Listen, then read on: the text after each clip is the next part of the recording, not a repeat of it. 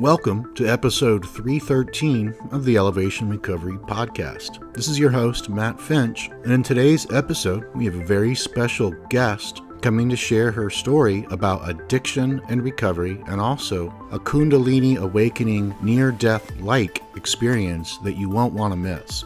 Betty Guadagno had a spiritually transformative experience in March of 2019. She went from a drug-addicted sex worker and self-described radical atheist to a devout believer in long-term recovery, working as a recovery coach and manifesting a life beyond her wildest dreams. Betty will take you through her awakening journey, where she was shown her pre-birth planning, her divine mission, and the interconnectedness of all things.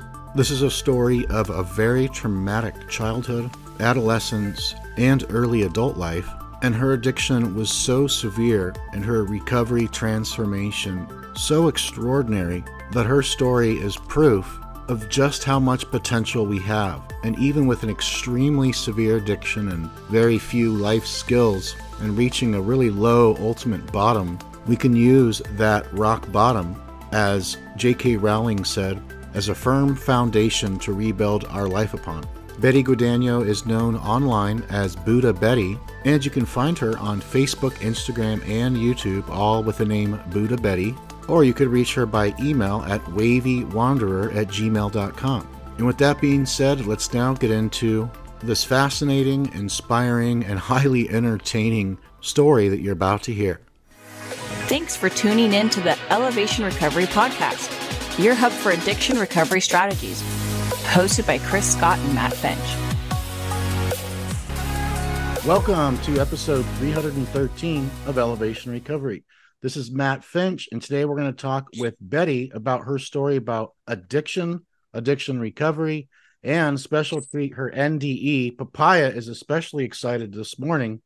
So thanks so much, Betty. It's great to see you. I can't wait to talk to you after watching your videos online. This is a special treat. So thanks for being here. I'm excited to get this one-on-one version of your story, and thank you for being so generous with your time for our audience. Thank you so much, Matt. I'm really grateful to be here. And I got really excited when I saw that it was a recovery-related podcast. I don't generally get an opportunity really to share on that particular subject. Like Matt shared, I had a near-death-like experience. So I get to share my story a lot, but it's really more centered around the spiritual experience. But recovery is such a huge part of my story. It's my entire life now. So I'm really excited to sort of share that piece of myself with you guys. So I'm going to go right into it. Go for it. Yeah. Yeah. I'll paint a little picture of who I was before, how my dis-ease of addiction progressed throughout my life, and how I became a grateful person in recovery today. So I grew up in like a really chaotic, dysfunctional family. My whole family is this perpetual cycle of addiction and poverty, molestation, incest, rape. It's, been that way for generations and generations. And it's exhausting being the one to break all the generational curses, but I guess that's what I'm doing. And my parents, they were both active addicts, and, their parents taught them how to use, they taught me how to use.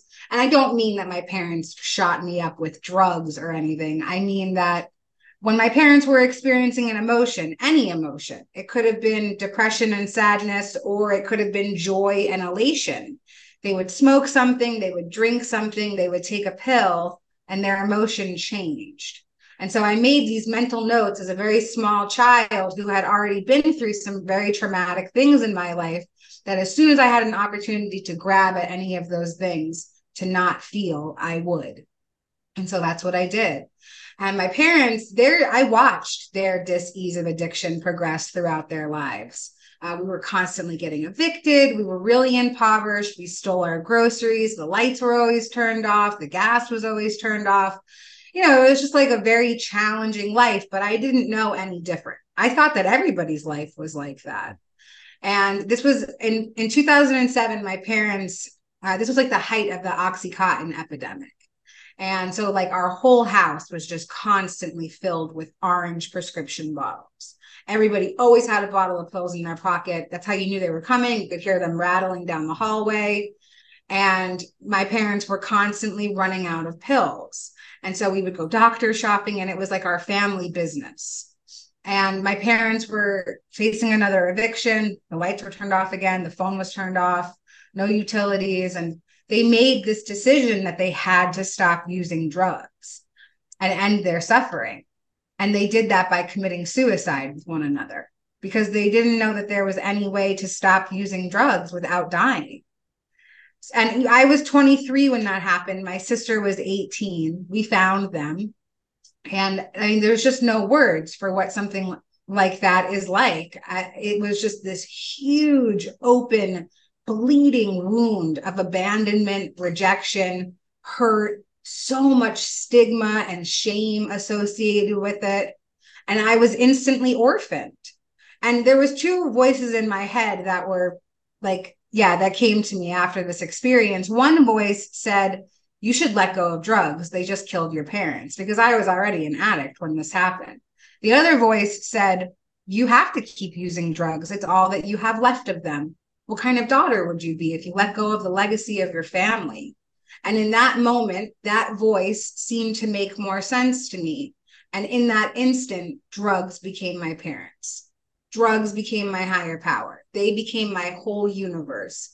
It absorbed into every facet of my personality. Thought that I was this party girl. I was like this feel good time. Like I'm covered in tattoos of liquor bottles and packs of cigarettes. And like, this was my life, like this is what I was going to be forever. And, my dis-ease of addiction started to progress throughout my life, and drugs became more important than anyone or anything. And, it didn't start off as intense as it got. Like at first it was like social, it was partying, it was fun. Then it became like fun with problems. Then it became just problems. And that's how the disease of addiction progresses. And my problems just became like mounting and mounting on top of each other. I've been married and divorced a couple of times because no relationship was more important than my relationship with substances.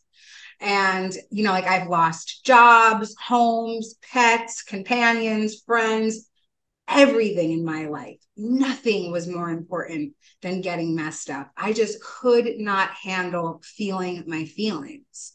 And so I used drugs, men, sex, food, whatever I could get my hands on just to not feel. And I ended up overdosing in March of 2019. And I had this near-death-like experience where I went to heaven.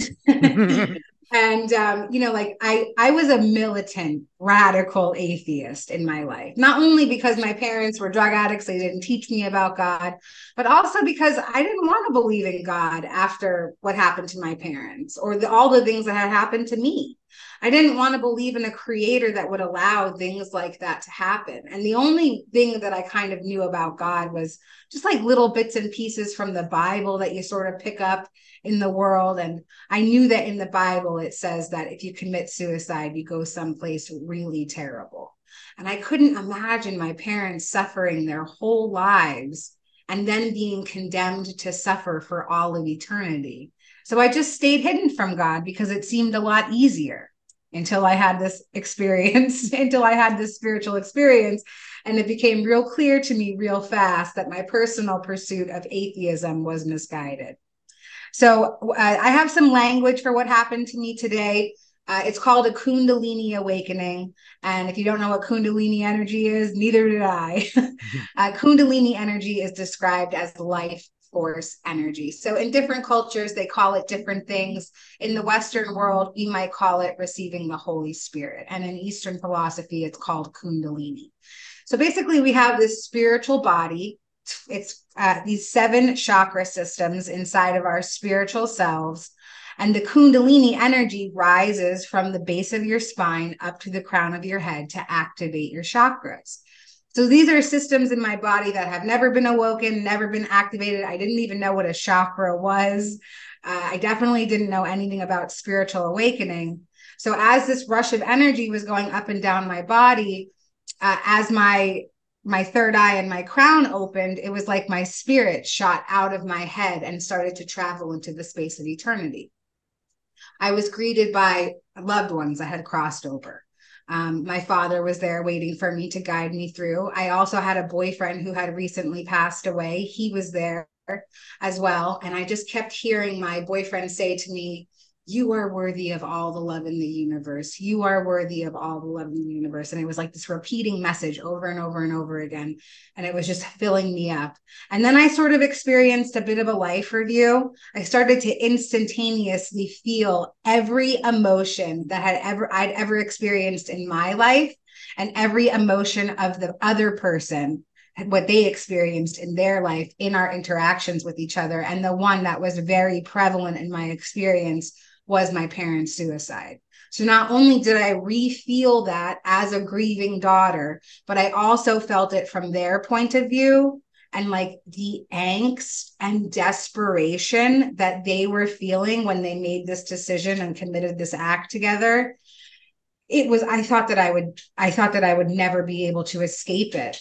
And then as I continued to travel into the space of eternity, those feelings sort of washed off of me, and I started to get enveloped in the unconditional love and grace that is the infinite.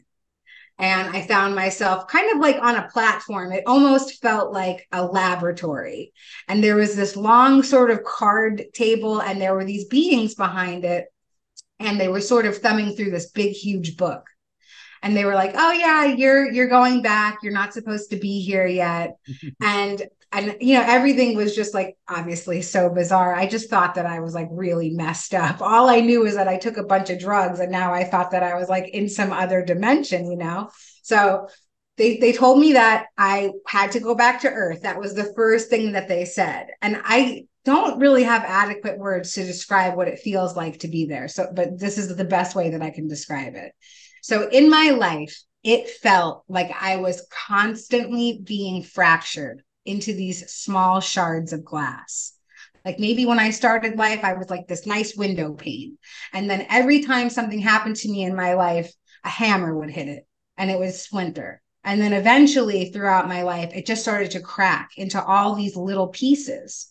And the pieces almost became so small that they were like dust. And being in that space of eternity, that was the glue that took all the shards of glass and made them into this beautiful mosaic that was my spirit. And so it was this beautiful sense of, like reunion, like finally being in a space where I was actually home and whole. And I had never experienced even a fraction of those feelings before in my life. So there was no way that I was leaving. And they just kept saying, they told me that I am a spiritual warrior, that I signed up to come to Earth, that I'm here for the greatest time that Earth has ever experienced, because we are in the midst of transformation. There's a transformation of consciousness underway. I signed up to be here for it. I signed up to transmute negative energy to help bring in the light. And it was like really inspiring and motivating how they were saying it. And I was like, oh my God, this story is so cool. I'm still not going back. I said, well, if I'm part of a spiritual army, I'm a spiritual warrior. There's got to be other spiritual soldiers down there doing the job. Like, I'm just going to grab my pajamas, a bowl of popcorn. I'll watch the show from up here. You guys don't need me down there. And then they took me through the details of my pre-birth plan so that I could understand why my life was the way that it was and why I most certainly had to go back to Earth. So the way that it looked in my mind's eye was a lot like a video game. And they told me that I had chosen every aspect of my life before coming to Earth. And, like I had experienced a lot of very dense energy in my life, And so I was like very combative to this idea. Well, there's no way that I would pick any of these things. And so they showed me the moment. And it looked a lot like a video game to me. There was this man, he greeted me. He was wearing a plaid blazer and a fedora. He had an empty grocery cart. And he said, okay, pick your life. And so we started walking down these grocery store aisles. And there were these cereal boxes that were lining the wall. And every cereal box had a different life experience on it. And I could perceive myself as this orb of light getting ready to go to Earth. And I was so excited. And I was like, well, if I'm going to Earth, I'm really going to Earth. We're going to get everything. And I just start grabbing all these cereal boxes off the shelves. I'm throwing them in this cart. The cart is rapidly filling up. I'm grabbing experiences like sexual trauma, physical abuse, emotional abuse, the double suicide of my parents, picking the family line that I would be born into, addiction, prostitution, poverty, dereliction. And then there was also cereal boxes in the cart that I hadn't gotten to in my life yet, like overcoming, recovery, speaking, writing, transformation, but none of these things had happened yet in my life. So they just seemed like they were space fillers to me in that moment. So I go through every aspect of my pre-birth planning. I see the souls that I sign up for certain lessons with, and I see what the lessons are and the reasons why I'm going to experience them in this life. And again, I was like, wow, this is so great to have all this information. I am still not going back. There's no way. I said, you guys don't tell us what Earth is actually like. You don't prepare us at all. It's way denser than you ever could have described. And there's just no way that I'm going back. And they said, listen, this isn't a punishment. This is something that you signed up for. You're halfway through. You can't jump off the ride now. So if you refuse to go back into her, meaning into my body, then we'll show you the baby that you'll be born into, and you'll experience the same life experiences again on top of a few more in this new body. And so they showed me this beautiful baby, and they showed me everything about her gender, her ethnicity, where she would be born, who her parents were, the family line, her mission, her purpose, her adversity.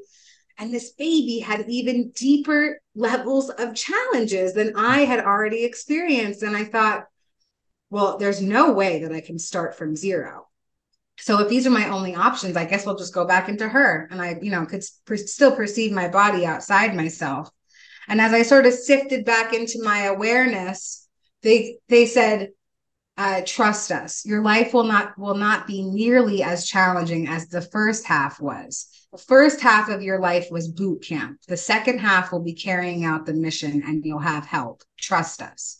And I was like, I do not trust you. And then I just kind of found myself back in my awareness. And I just wrote the entire experience off as drug-induced psychosis, because who wouldn't? It was, just like totally not anywhere in my realm of understanding. And so I just went about my life. And then the universe, source, my angels, my guides, they stepped in this very loud, tangible way so that I could not mistake that this was an actual experience that happened. I really needed to let go of drugs and come onto my path. And so like all these divine synchronicities started to take place. For instance, all the drug dealers that I had been dealing with for over a decade, they all simultaneously decided to change their lives and stop selling drugs. People that did not know each other. So like I'd call up a dealer. I'd be like, hey man, what's good? He'd be like, listen, I found Jesus. I want to be a good father. I'm out of the game. And I'm like, okay, weird. Click, call up the next guy. Same exact story, but they did not know each other. So now I had no way to get drugs, and I had a physical dependency to opiates. I was a heroin addict. So, this was like not okay not to be able to not get that, because, the fear of being physically sick is just, it's so all encompassing. And so I found myself on day 3 of heroin withdrawal, and I was sicker than I had ever been in my 20 plus years of using opiates. And I had this thought, and I said, man, I couldn't even kill myself if I wanted to right now, because I'm so sick that I can't even get up out of this bed and figure out a way to kill myself. And right then I heard a voice, and it told me that I could request what I wanted fixed. And, I was like in the throes of desperation. So I was like, okay, strange voice. I want to no longer be physically dependent on heroin. They told me to close my eyes, lay back, count backwards from 10. And as I did, these 2 little men appeared in my mind's eye, and they were wearing these white lab coats, and these little lawnmowers manifested in front of them. And I watched these 2 men go in separate directions and start to go through every crevice of my mind. And as they walked through the crevices of my mind with these lawnmowers, I felt these intense hot tingles. And when they were done mapping out my mind, I felt a plunger on the crown of my head, and it plunged down and back up. And in this bright white flash, I was instantaneously healed out of day 3 of heroin withdrawal. I mean, like moments before, I was sick all over myself from both ends, sweating hot and cold. It felt like my bones were on fire, like my skin was made of broken glass. And then in an instant, I was completely well and healed. And I threw myself on the ground and I was crying out to God, how could this be happening to me? I don't believe in this. I don't believe in you. You could not have picked a more unworthy subject to bestow this kind of grace on. And so after that, my path became, well, almost crystal clear. I knew that I had to do recovery. Like I knew that that was going to be part of it, but I had just been healed. So I thought, well, if I can get healed, so can everybody else. Mm-hmm. And so I started running around New York City, laying my hands on like homeless people on the street. And I was like, I can heal you from your addiction. I have the power. And it was insane. I was on the subway proselytizing, screaming in people's faces about God and the infinite.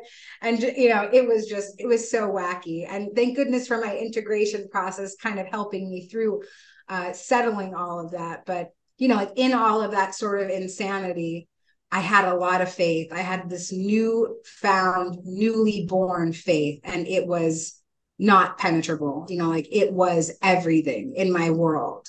And I just knew that whatever was going to happen was going to happen. I knew that I was guided. And so I found myself on a train. I had no destination. I was just sitting there like totally confused and looking to heal random people. And this man appeared across from me, and he was wearing a Narcotics Anonymous necklace. And I heard a voice, and it said, "That's your path. Follow him to a meeting." And that was on June 1st, 2019. And I've been clean ever since. So it was about 2 months after the spiritual experience in heaven and about 1 to 2 weeks after the spontaneous healing. So I went to a meeting, and, they say in 12-step fellowship to make 90 meetings in 90 days. And I just kept going to meetings because I didn't know what else to do. And so I went to another meeting the next day, and it was a women's meeting, and I did not look the way that I look now when I came into this process. Like I looked beat up. I had picked these huge holes in my face. I was a methamphetamine addict. So like I always thought that there was bugs inside of me. I used to cut myself open, set myself on fire with lighters, trying to get the bugs out of me. All of my teeth, most of my teeth rotted out. And thank God for recovery, allowing me to buy a smile in my life again today. I was really skinny, sunken in, gray skin, completely dead in my eyes. And so when I walked into this women's meeting, this woman saw me, and she obviously saw the condition that I was in. And she grabbed me like she knew me, and she hugged me so tight. And she whispered in my ear, and she said, "You are worthy of all the love in the universe," which is the same message that my boyfriend was telling me in my spiritual experience in heaven. And I just knew that it was another sign that I was on the right path. And so I went to another meeting the next day. And again, I was just so broken. I didn't know how to do anything without being high first. I didn't know how to take a shower. I didn't know how to get dressed. I didn't know how to do anything without being on some sort of substance first. And so I'm in this big, huge meeting. It's like 75, 80 people. And it feels like every person is sharing a message that is directly for me. I mean, like they didn't even know I was there, but it really felt like every message was directly from source for my ears. And so, I had a thought that I just didn't know how to be a person. How was I ever going to accomplish this huge thing of letting go of the only life that I had ever known? And I heard a voice, and it said to turn my head to the right. And sitting 2 seats away from me was the program director of a long-term therapeutic community, a long-term rehab for women here in Brooklyn, where I live. So I just had a thought that I didn't know how to be a person. And now I happen to be sitting right next to a woman whose life's purpose, passion, and profession is teaching women how to be women again after the use of drugs and alcohol. And I just knew that it was another sign. And I knew I had to ask her for help, but I had no idea how to do that. And so I kind of saw this little version of myself in my mind's eye. And she was like, She presented herself as my courage. And she said, I'm your courage and I'm here to help you. She was like doing jumping jacks and push-ups. She's like punching the air. She's like, we can do this. I'm going to help you. We're going to talk to this lady. We can do it. So like, all throughout the meeting, like she's there with me. She's hyping me up. I'm like all lit up. I'm amped. I'm ready to go. The meeting ends. I walk over to where the woman is. I'm ready to talk to her. I'm ready to change my life. And the woman was gone. She left the meeting early. And I felt totally defeated. So with my head hanging, I walked to the bus to go home. And when I stepped onto the bus, that woman was sitting right there. She left the meeting early and was somehow on the exact same bus as me. And I ran up to her totally manic. And I was like, oh my God, I think that you're an angel. You're sent to earth. You're here for me. I want to talk to you in there, but you weren't there because you're here. You should talk to me here. And I'm really need help. Can you help me? Please, please, please, please, please. Will you help me? And she said, yeah, we can help you. And she said it so calmly, like she had been waiting there forever for me. She said, yeah, we can help you. Come by tomorrow. We have a bed. And I went to that program the very next day with just the clothes on my back. I didn't have anything to take. My most prized possession was a $200 vibrator. I didn't have a lot. I didn't have a lot going for me. I figured if I could leave that behind, I could do anything. I like literally thought about taking it. I was like, would they let me have this in here? But I left it behind and I started my new life. And when I got to that long-term rehab, it was a 9 to 12 month program. I ended up staying there for 17 months, which is an insanely long amount of time. I didn't have access to a cell phone or the internet for a year and a half. That's its own sort of addiction that I was able to overcome. And I had this insatiable thirst for knowledge while I was there. I had no idea what had happened to me in my spiritual experience, and nobody there did either. Like I just kind of went into treatment and I was like, the star, the sun, the moon, they're all connected to us. And everybody was like, what is up with this chick? She's totally crazy. But I did have this insatiable thirst for knowledge. And so I read every sacred text while I was there because I had time and space. I didn't have to worry about food or shelter or clothing. Like everything was taken care of for me. So I could just sit and learn and heal and feel and become my most authentic self, become this version of me that was not my addiction. And so I read every sacred text. I read everything I could get my hands on about metaphysics and the law of attraction. And I began to manifest my reality. And at first it was just like small things like, I'm going to see a blue ball today. And then they would randomly take us out to go play handball, which is something they had never done before. And it's a blue rubber ball to go play handball with. And, like all these sort of signs like that were happening. So I figured, oh, if I can manifest a blue ball, I could probably manifest a bag of peanuts. And I just kept like trying and succeeding and trying and succeeding. And so eventually I was able to manifest some schooling for myself. I went to school to become a peer advocate. I have a job in the recovery field today, which is a wild sentence to say. In active addiction, I was a prostitute. And not only would I prostitute myself, but I would manipulate other women, get them strung out on drugs so that I could prostitute them as well to make money from my own addiction. And today I have this amazing opportunity to make a universal amends. And I assist women on their healing journeys today. And it's more than I ever could have thought for myself. And because of all the spiritual work that I continuously do on myself, and I work the 12 steps in a 12-step program, I can say that sentence to you and not fall apart. Because my past doesn't have any bondage over my present or my future. And also this download of the pre-birth plan really helps me with all of that acceptance as well. Everything is happening in divine right order. It's all part of a sacred play. I'm playing my part. And in some people's lives, I played the villain. And so all that I can do about that really today is just continue to be, like the protagonist in the story, as opposed to who I was before. So I went to school, I got a job, I got an apartment, I was homeless. I lived in a rehab for a year and a half, got a beautiful home. And I started to enter my spiritual communities that would help me along my way. I entered 12-step fellowship. There was too many divine signs letting me know that that was going to be my path. There was no way that I wasn't going to do that. And I still belong to 12-step fellowship. I have 4 years and 25 days clean as of today. My clean date is June 1st, 2019. And, like my life has transformed so much. I found the members of my soul family inside this recovery community. And because I have this great foundation in my life in recovery and community, I've learned how to bring that into the other areas of my life that I feel very passionate about as well. So there's a couple of sacred texts that really speak to me. One of them is A Course in Miracles. Course in Miracles is a metaphysical text. It's a channeled message from Jesus, channeled through the mind of a militant atheist psychotherapist from Columbia University in the 1970s. And it's a reprogramming. It's a book that is obviously not from a human mind. It seems very divine to me, and it's something that I hold very close to my heart and on my recovery and spiritual journey. And so I have a Course in Miracles community. I also study the Baha'i faith, which is the youngest religion in the world, and they believe in all manifestations of God.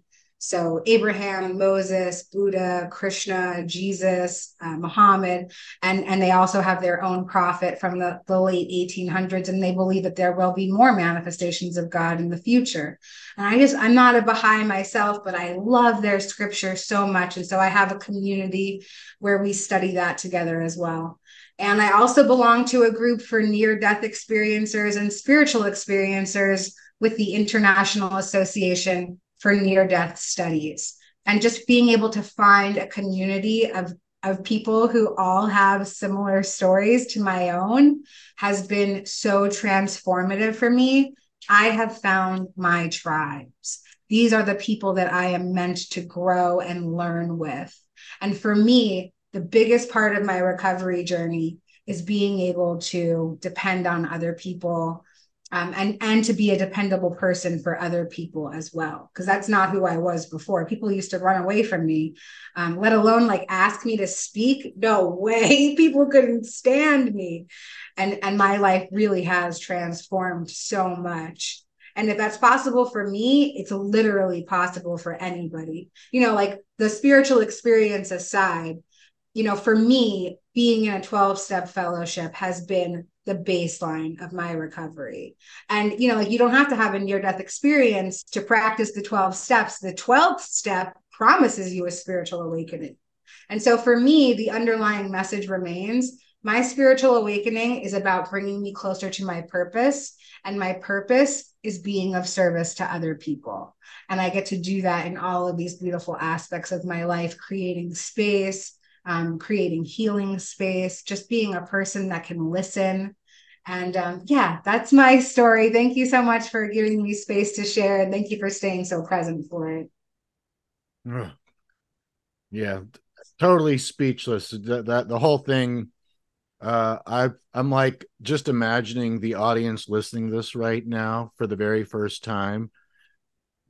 The way you presented all that, no like you're just, your purpose is definitely doing this. And congrats, you, it seems like you were on the path of like service to self. It was just me. And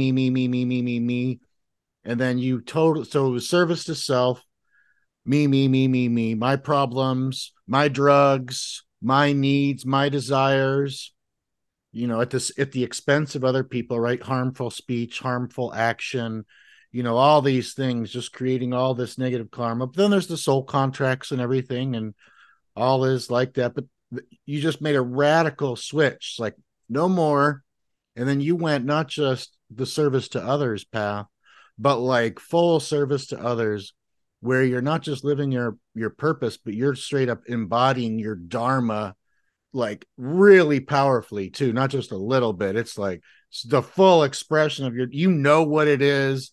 You're super clear, like you're just so clear and focused.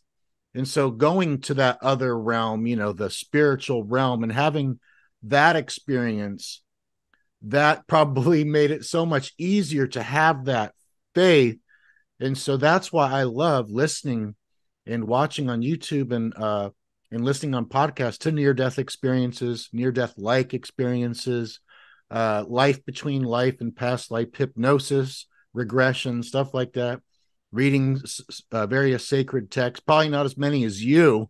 Wow, it sounds like it was like a partial rehab for addiction, but also a partial, like your own, instead of going to like a college to get a degree in something, you did your own like self-study and degree and all that. So it's just, oh, just the way everything lined up. And when you had all those synchronicities, that's better than any drug high that I've ever experienced, right?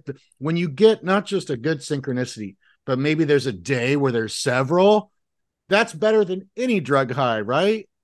Oh my Gosh. goodness, absolutely. Yes. Yeah. And that can also become very addictive too. Like, Yeah. where is my spiritual experience for the day? Give it to me, Mm-hmm. But Mm-hmm. yeah, it is so beautiful. Mm-hmm. Well, thank you again. And where can people find you? Where's the best place if they want to?